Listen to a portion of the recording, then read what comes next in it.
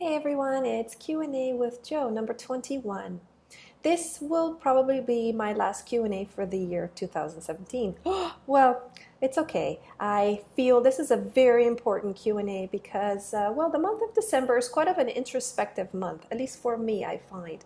I find that a month of December, we kind of sit down and we look back at our last 11th, 12 months of our lives and we sort of analyze it and see, what have we done great that we can continue and what have we done not so great, maybe some of the challenges that we have encountered, and we can just look at them and learn and see how we can proceed and move forward. I find for myself the month of December, I tend to set New Year resolution goals. And, a lot of people say maybe we shouldn't set New Year resolution goals because, well, we're going to fail them. Most of the people by I guess, half of the month of January, they're going to quit. Maybe you said that you want to lose weight, or maybe, you want to start a new business or whatnot.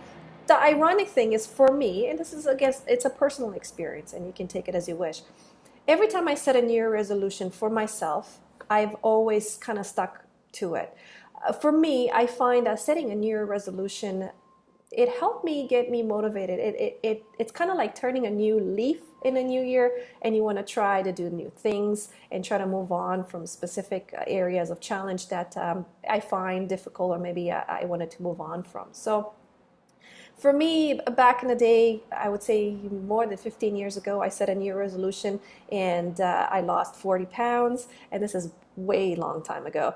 And then, for myself, another business New Year resolution was to start an eBay business. And for me, I started an eBay business 2 years ago. So I started actually January 3rd in 2016. And so for me, New Year resolutions have worked great. And so take it as you wish. I think it's great to set New Year resolutions, and we should start in December because December is kind of a month where, we tend to go for Christmas and we just kind of slow down our go, go, go. So when to hustle and when to quit.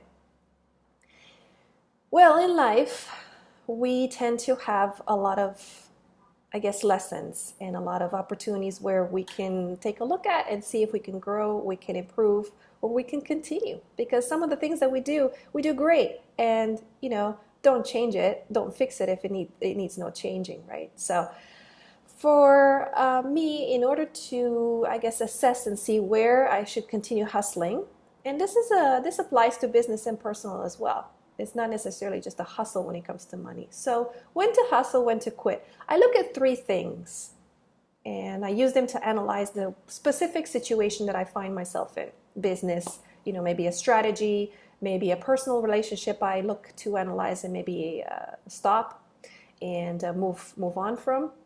And some of the three things that I look at are, well, the first thing is the specific situation or person.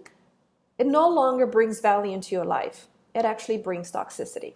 And so this is a very big one for me, especially when you're kind of, I guess, emotionally invested or financially invested in a situation, let's say a business, and you go at it and, try different strategies and you just want to put the sweat and blood in it, and you don't necessarily, you lose that connection with it, your physical, I guess, your presence, and you start losing, I guess, the signs that it's giving to you. And what I mean by no longer brings value to your life, I refer to you have your specific boundaries in your, I guess, goals, your metrics in your business. And, you start to hustle just for the sake of hustling. For example, let's use a business, right? And you just start to hustle because it becomes like a race for you. You don't necessarily look at the greater value. You know how many times I've mentioned, start with the why. Why are you doing a business? Why are you in a relationship? Why are you trying to make the money? You lose focus of that why. You just do it because you're in emotion of doing things. You're in emotion of hustling. You're in emotion of making money. But you lose the true essence of why you're doing it. You lose that value of it. It actually brings toxicity. It makes you stressed out because you completely disconnect yourself from the purpose of why you're doing a specific job or why you're in a specific relationship. So I look at that. Have I lost that essence of why? Why am I doing this? this is a very good grounding question to ask yourself. And it's a good grounding question to ask yourself when you set up goals for the specific year, right? And so let's say you decide to do New Year resolution. Start with the why. Why am I doing this? You know, and if you can find that answer deep down inside, I think this is a very big flag.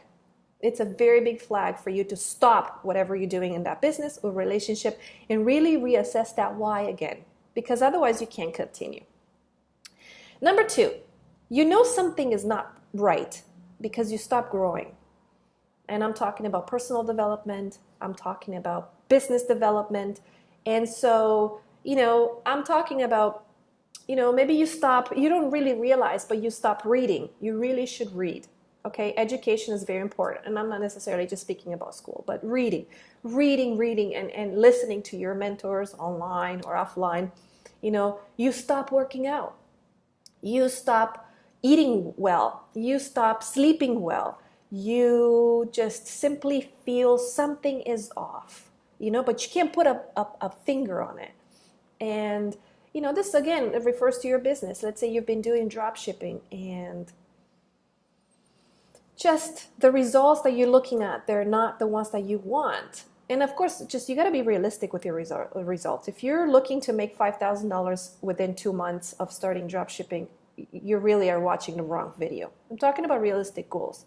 So, you're going through the motion, you're following your strategies, but something is not right. That is completely consuming your whole being. So you stop taking care of yourself.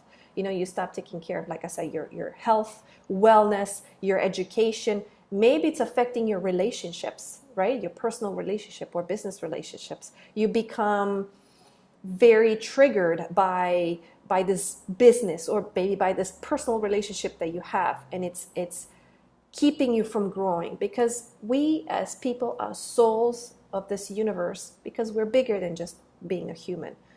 We stop growing, our soul stops growing, and that's not necessarily a bad thing, because that just helps you kind of assess and say, okay, maybe the situation that I'm stuck in right now is the main, I guess, experience of our life that's going to help us grow. So the number 3 is very important, because that's the big elephant in the room. I've been talking a lot of vague stuff. It doesn't bring value into your life, and maybe you don't, you stopped working out. But number 3 is numbers never lie. If we're talking about a business, right? And so they say, you have to believe in your dream. You have to keep going until you can't go anymore. Well, realistically speaking, if you look at your numbers, and your numbers are not what they should be, okay, and you're struggling to pay bills, okay, you're struggling to take care of your responsibilities in a relationship. These are the real, true essence, the numbers that they're going to tell you the clear situation that you find yourself in, and they're your realistic picture that you look at. And so these numbers don't lie. And you have to take a look at them. You can't avoid. You can't keep going on in life and just pretending the numbers are not there. For example, this is a very big elephant in the room that I've addressed before. Let's say you have debts, and the debts are piling up. And you kind of think how many debts you have, right? But you don't really have the number, because you haven't really logged into your bank account to really take a look at it and be realistic and really face the reality. So my suggestion is, if you're in that situation, maybe you should log into your bank account and take a look at your debt number, because that number is exactly what you need to look at, and it tells you exactly what you need to do if you want to do it. And same with the relationship, right? And so when I'm talking about numbers in a relationship, you can kind of assess, maybe it's a friendship or a relationship that you've been in, and there are certain metrics I use in a relationship that they're no longer serving you, and they're in your face, and they're telling you that maybe it's time for you to address that specific relationship. And so you have to have the courage to do both. You have to have the courage to hustle, to follow your dreams, to believe in yourself, to keep pushing and not give up. Fair enough. But you also have to have courage to quit.